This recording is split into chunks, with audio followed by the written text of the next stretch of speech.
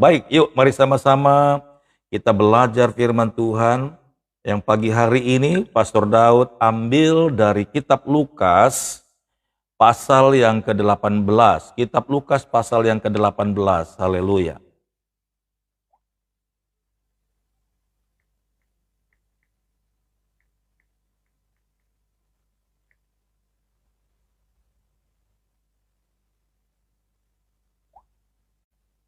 Iya.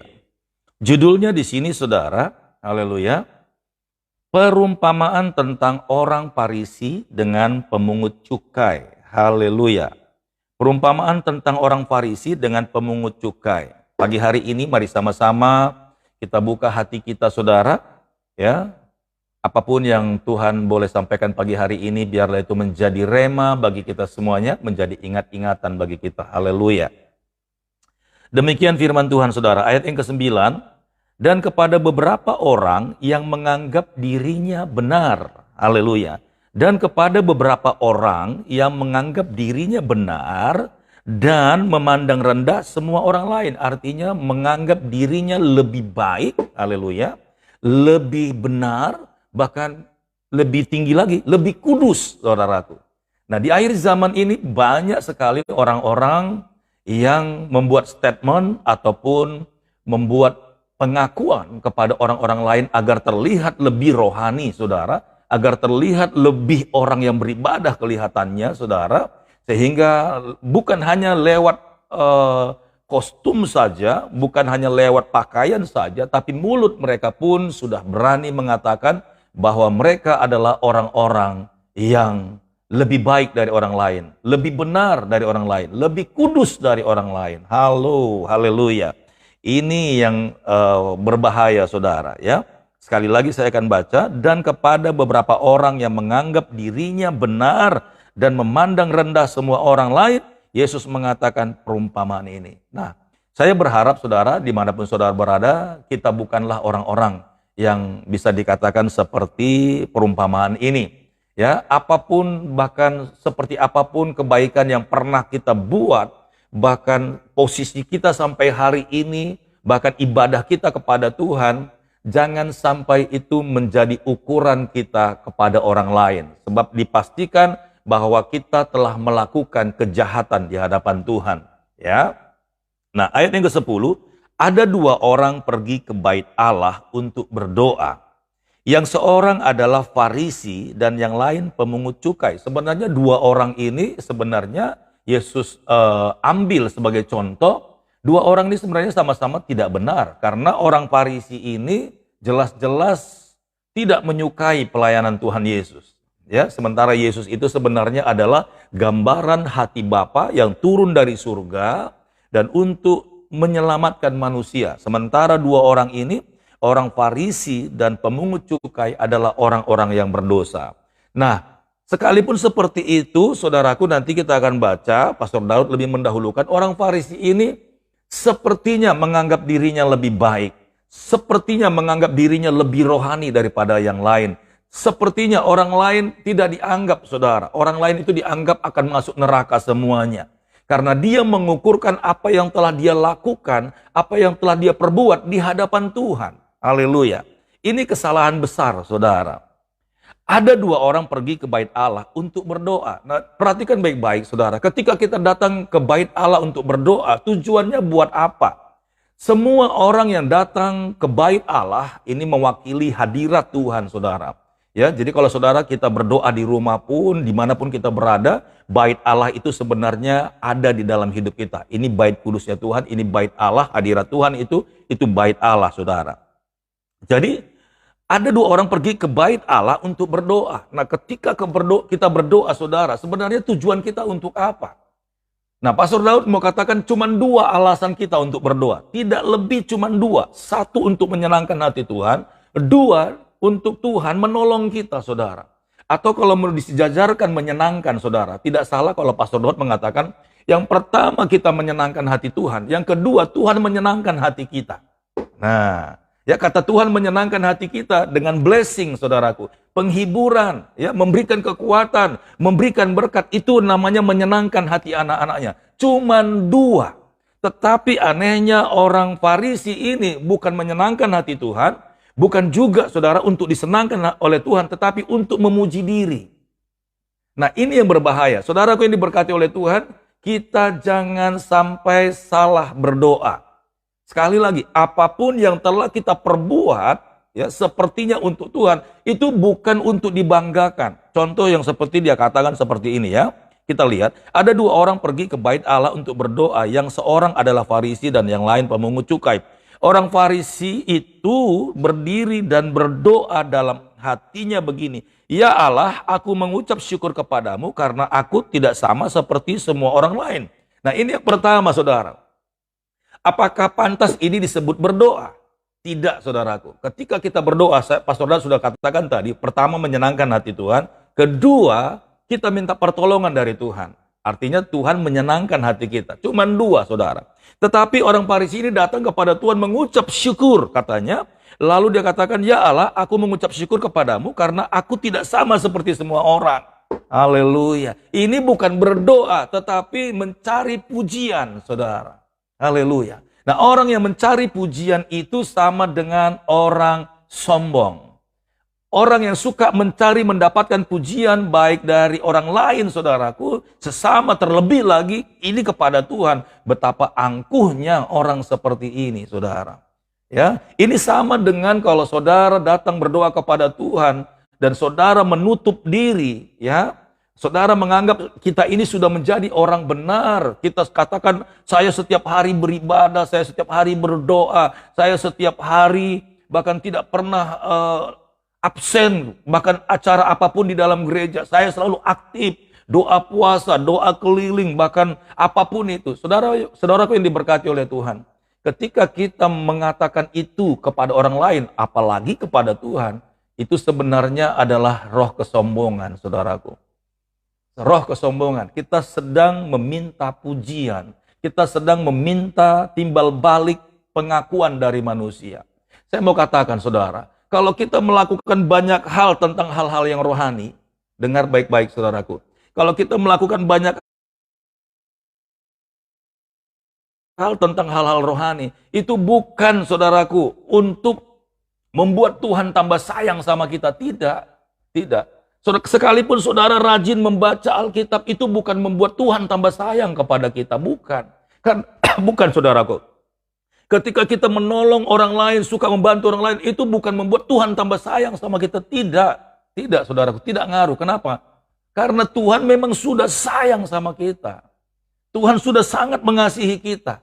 Dan dia memang adalah kasih. Dan dia tidak pernah berubah.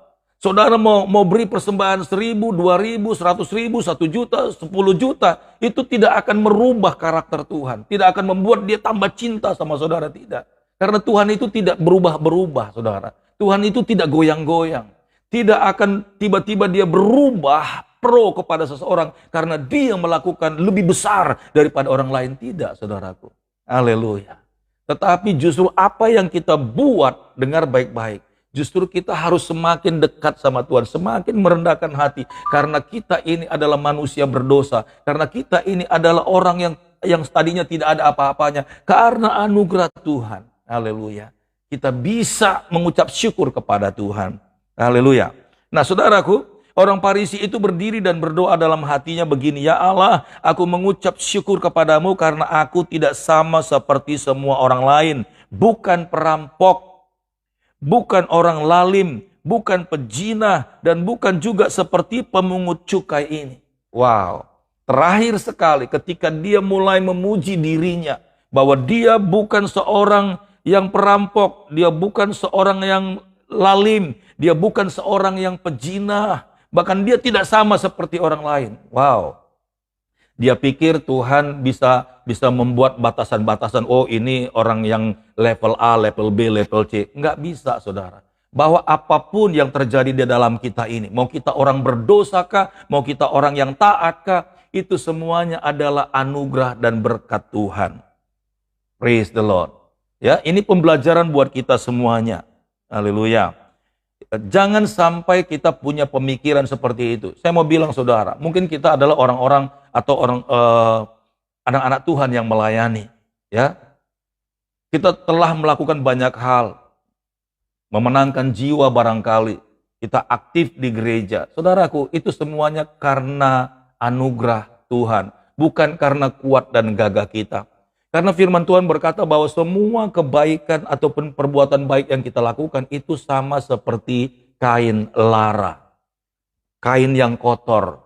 Yang sebenarnya kita ini adalah keset, saudaraku. Keset.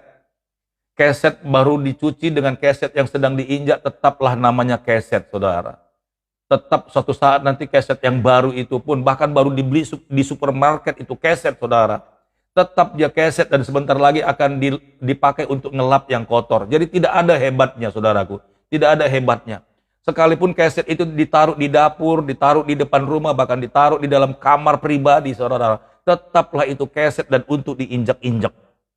Jadi nggak ada yang perlu disombongkan dalam hidup ini. Nggak ada, saudara. Tidak ada. Jangan sampai kita punya doa di dalam hati kita seperti itu. Kita pikir kita sudah the best. Haleluya. Ya, sering sekali kita lihat banyak orang-orang akhirnya tidak bisa menerima kenyataan, tidak bisa menerima orang lain. Ya, kalau kita melihat orang lain lebih lusuh, bahkan ya omongannya sedikit agak kacau, saudara, kita langsung mulai menjauh. Nah, ketika kita sudah melakukan sifat itu, saudara, itu sudah membuktikan bahwa kita sudah mengukurkan bahwa kita lebih baik dari orang lain. Kita sudah lebih suci sepertinya dari orang lain. Kita sepertinya sudah lebih spesial dari orang lain. Tidak, saudaraku. Karena ketika kita di hadapan Tuhan, datang berdoa, ingatlah cuma dua. Satu, untuk menyenangkan hati Tuhan. Dua, minta pertolongan. Lainnya itu tidak ada. Lainnya itu adalah pekerjaan setan. Karena setan, haleluya, bedanya setan dengan Tuhan, dengar baik-baik, ya. Setan itu tidak pernah mengatakan, aku Tuhan, sembahlah aku. Tidak pernah, saudara, tidak pernah.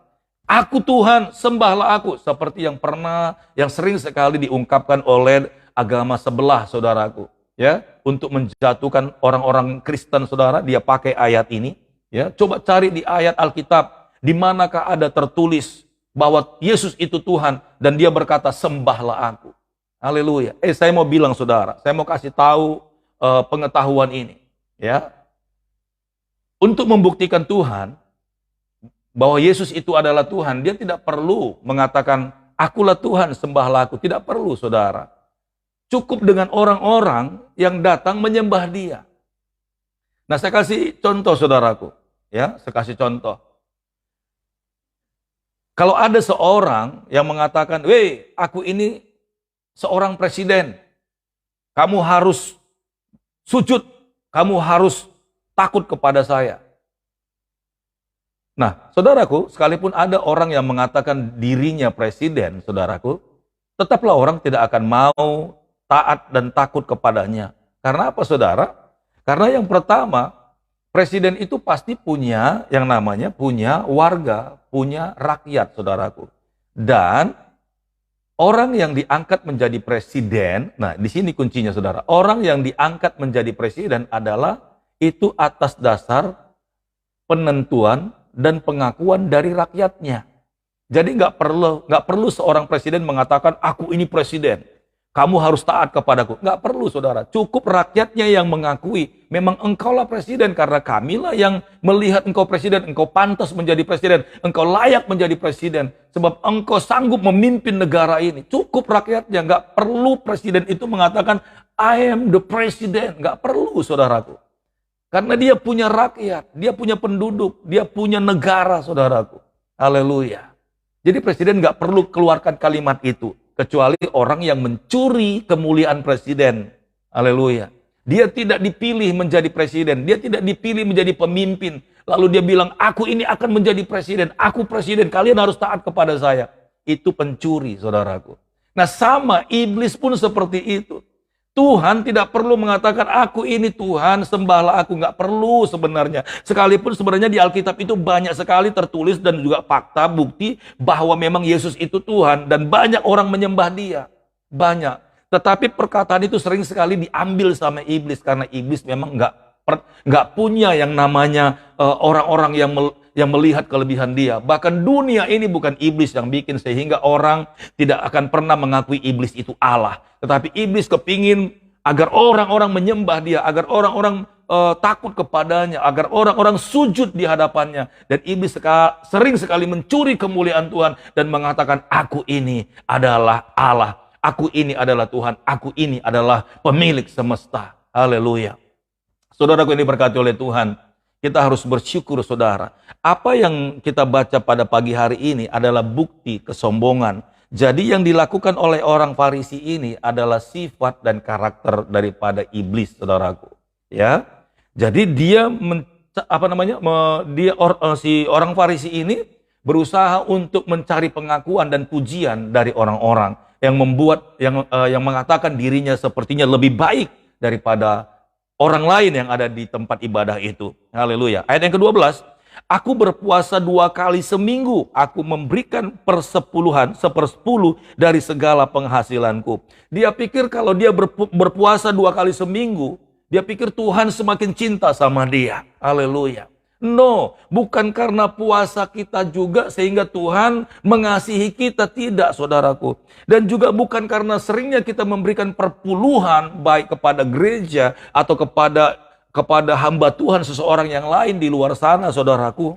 Itu tidak membuat, bahkan tidak akan menjadikan kita lebih rohani daripada orang lain, tidak saudaraku. No, karena semua manusia ini punya sifat dosa. Semua manusia ini punya yang namanya kedagingan dan gak bisa disembunyikan, saudaraku. Gak bisa. Mungkin perbuatan dosa kita, kesalahan kita tidak diketahui oleh orang lain dan bisa kita simpan rapat-rapat. Tapi di hadapan Tuhan gak bisa, saudaraku. Jadi terlalu bahaya orang-orang seperti orang Farisi ini. Aku berpuasa 2 kali seminggu, aku memberikan sepersepuluh dari segala penghasilanku. Haleluya. Saudaraku yang diberkati oleh Tuhan yang mendengarkan pengajaran pagi hari ini. Apapun yang telah kita perbuat seperti orang Farisi ini, itu tidak membuktikan bahwa kita lebih rohani, lebih kudus, lebih benar dari Tuhan. Tidak, saudaraku. Justru banyak orang-orang jahat melakukan hal seperti ini. Banyak, saudaraku. Ya, apalagi perpuluhan. Jangan saudara bangga kalau saudara sering memberikan perpuluhan ke dalam gereja. Saudara nanti bisa jadi orang Farisi. Lalu mungkin saudara tanya, kalau gitu saya tidak perlu dong kasih perpuluhan ke gereja. Oh, saudaraku yang diberkati oleh Tuhan, perpuluhan itu tidak menjadi satu sarana agar saudara masuk surga. Dengar baik-baik, saudaraku. Pastor Daud katakan ini, semua persepuluhan yang saudara berikan itu tidak menjadi satu jaminan agar kita masuk surga. Haleluya. Jadi kalau saudara tanya, kalau begitu saya nggak ada gunanya dan memberikan perpuluhan, Pastor Daud. Saya mau katakan saudara, perpuluhan itu saudara berikan untuk membuktikan bahwa saudara itu mengasihi Tuhan. Dengar baik-baik, saudara mengasihi Tuhan. Saudara tahu, mengucap syukur bahwa berkat yang saudara dapat itu bukan karena kuat dan gagahmu, karena kebaikan Tuhan. Dan itu harus saudara kembalikan. Itu membuktikan bahwa kamu taat kepada Tuhan. Itu yang pertama. Kedua, bukan karena perpuluhan kita masuk ke dalam surga, bukan. Tetapi kitab Maleakhi berkata, ujilah aku. Ya, di ayat sebelumnya dikatakan, bawalah persembahan perpuluhan ke rumahku, kata Tuhan, agar ada perbendaharaan makanan di sana. Itu berbicara kepada orang-orang Lewi yang melayani Tuhan di bait Allah, agar mereka dapat hidup, agar ada makanan di rumahku. Sebenarnya Tuhan tidak perlu makanan. Tuhan tidak membutuhkan roti, saudaraku. Tuhan tidak membutuhkan perbendaharaan karena dia di surga. Dunia ini adalah tumpuan kakinya. Buat apa kita kumpul-kumpulkan sembako? Tidak, saudaraku. Tetapi Tuhan ingin bekerja sama agar ada orang-orang yang melayani Tuhan di mezbah Tuhan. Agar ada orang-orang yang pergi memberitakan Injil. Agar ada orang-orang yang bisa tetap stay melayani Tuhan. Baik di bait Allah ataupun di mana-mana, saudaraku, ketika melayani Tuhan.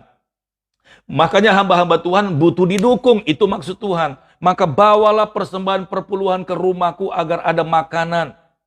Ujilah aku, kata Tuhan. Apakah aku tidak membuka tingkap-tingkap langit? Berkat-berkat akan dicurahkan. Haleluya. Artinya apa, saudara? Kalau saudara bisa dipercaya Tuhan hal kecil, yaitu berkat itu, dan saudara kembalikan kepada Tuhan sesuai peraturannya, maka Tuhan berjanji, engkau tidak akan hidup kekurangan dan kemiskinan. Engkau tidak akan mengalami kemelaratan, saudaraku. Bahkan di musim-musim paceklik, di musim-musim krisis sekalipun. Karena engkau sudah menabur, ya, menyimpan di tempat yang terbaik, dan ngengat dan karat pun tidak bisa mencurinya. Demikian firman Tuhan. Haleluya. Jadi jaminannya kalau kita memberikan perpuluhan seperti orang Farisi ini, Tuhan memang jujur, Tuhan memang setia dengan perkataannya. Dia tidak mengingkari janjinya. Jadi ketika dia katakan seperti itu, orang Farisi ini pasti akan diberkati oleh Tuhan. Tetapi tidak membuktikan, tidak menjamin bahwa dia lebih benar, lebih kudus di hadapan Tuhan. Makanya semua kita ini harus punya pemikiran bahwa Allah itu adil.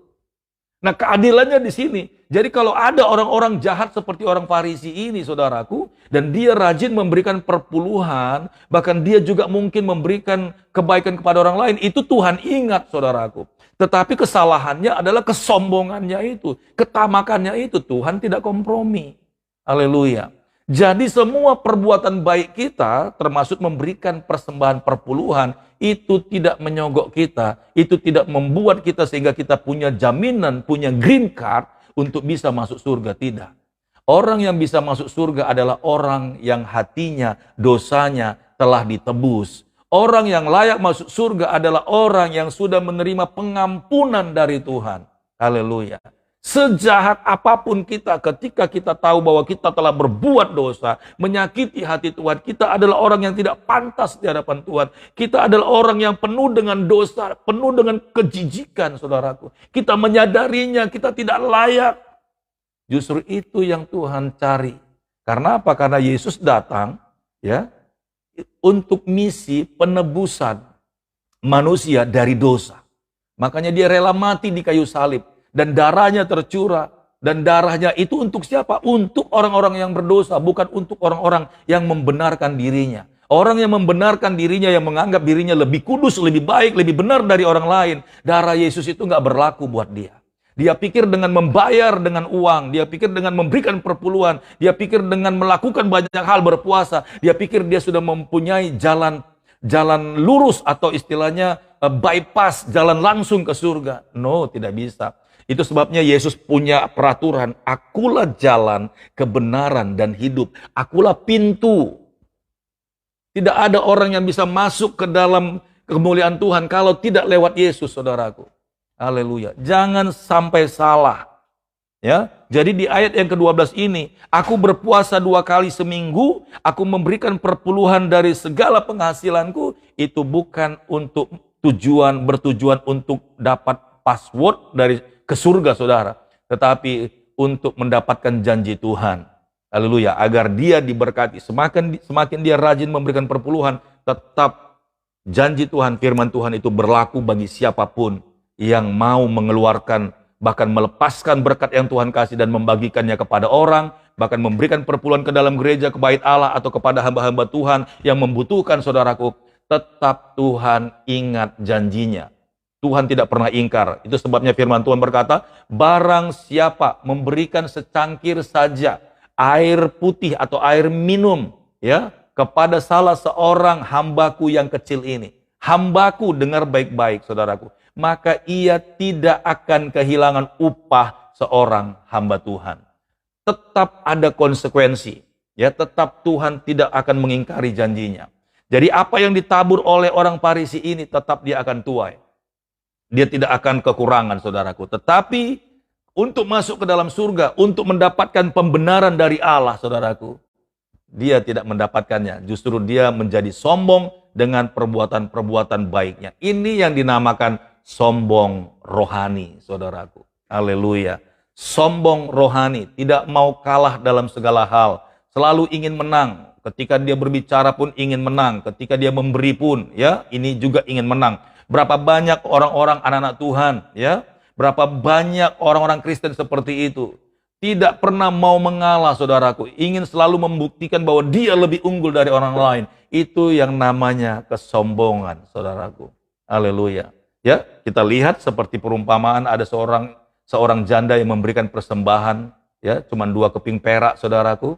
Itu tidak seberapa. Tuhan Yesus bilang sama murid-muridnya, coba kamu lihat mereka itu sedang memberikan persembahan. Janda itu memberikan, saudaraku, 2 keping persembahan, saudaraku. Lalu ada orang kaya, dia kasih tunjuk begitu di depan orang, dia kasih mungkin, kalau istilah sekarang itu uang 100.000, 10 lembar sekali persembahan, saudara. Haleluya. Orang kaya itu menunjukkan tidak mau kalah, saudaraku, tidak mau kalah. Tetapi Yesus berkata pada murid-muridnya, menurut kalian mana yang lebih banyak memberi? Orang kaya itu atau orang janda, seorang janda itu? Lalu murid-murid Yesus berpikir, saudara, tentulah orang yang memberikan banyak itu. Lalu Tuhan bilang, kalian salah. Justru yang memberikan yang paling banyak itu adalah janda itu. Kenapa? Karena janda itu memberikan dari kekurangannya. Itu artinya semua miliknya dia persembahkan kepada Tuhan. Tetapi orang kaya itu memberikan dari yang terbanyak dari dia punya. Bukan semuanya, saudaraku. Tapi dia memberi dari kelebihannya. Haleluya. Jadi dia kasih pun uang 100.000, 10 lembar. Itu tidak ada apa-apanya, saudara. Karena apa? Karena dia punya lagi, mungkin miliaran. Berarti kecil yang dia berikan itu. Justru yang dipersembahkan oleh seorang janda ini adalah lebih banyak daripada orang kaya itu. Nah, saudaraku, diberkati oleh Tuhan. Jadi bukan ukuran nilai, saudaraku, ya. Nah, inilah kesombongan. Banyak umat-umat Tuhan itu tidak mau kalah. Ternyata di hadapan Tuhan dia bukan orang yang dibenarkan, saudara. Haleluya. Ayat yang ke-13. Tetapi pemungut cukai itu berdiri jauh-jauh. Pemungut cukai. Nah, tadi itu orang Farisi. Ini pemungut cukai, saudaraku. Nah, pemungut cukai itu bukan gak punya uang banyak untuk bisa berkata-kata dengan orang Farisi ini. Tetapi justru dia datang ke gereja, datang ke ibadah, datang berdoa, masuk ke dalam hadirat Tuhan. Bukan untuk mencari pujian dari Tuhan, bukan untuk membuat pengakuan kepada orang-orang, bukan untuk membuat perbandingan, tapi dia tahu menempatkan Tuhan, menempatkan Allah itu yang terlalu kudus, yang teramat mulia, dan tidak ada seorang pun di dalam dunia ini sebenarnya yang layak untuk melihat dia, yang bisa bertatapan muka dengan dia. Tidak ada. Makanya si pemungut cukai ini dia tahu bahwa dialah orang yang paling berdosa di dalam dunia ini. Dia orang yang paling dibenci, padahal dia sebenarnya karena kerja di instansi pajak, saudaraku. Dia bukanlah kepala cukai, tapi dia pemungut cukai. Cuman staf, saudaraku. Karena dia bekerja di dalam perusahaan itu, dan mau gak mau dia akhirnya dibenci orang yang suka menagih-nagih pajak kepada orang. Orang lagi kesusahan, dia paksa karena sudah tanggalnya harus bayar. Akhirnya banyak orang menangis, tetapi dia dengan tenangnya mengambil haknya orang lain, saudara. Akhirnya dia benar-benar sadar bahwa apa yang dia perbuat itu sebenarnya dosa, tidak menyenangkan. Tapi karena aku kerja, Tuhan, karena aku memang harus melakukan ini karena instansiku, aku harus hidup karenanya. Tidak bisa keluar dari dosa itu, saudara. Dan dia menyadarinya. Saudaraku, ini berkati oleh Tuhan. Orang yang sadar terhadap dirinya, orang yang sadar terhadap situasinya, sebenarnya aku ini udah gak pantas, sebenarnya aku ini sebenarnya gak boleh begini, sebenarnya saya ini gak boleh, apalagi menjadi orang-orang yang berlaku kasar kepada orang lain. Dan banyak orang melakukan pekerjaan ini agar dia hidup, dia gak peduli orang mati, dia tidak peduli orang sakit, dia tidak peduli orang hari ini gak bisa makan, dia gak peduli orang hari ini cuman itu-itunya dia punya, dirampas, saudaraku. Haleluya.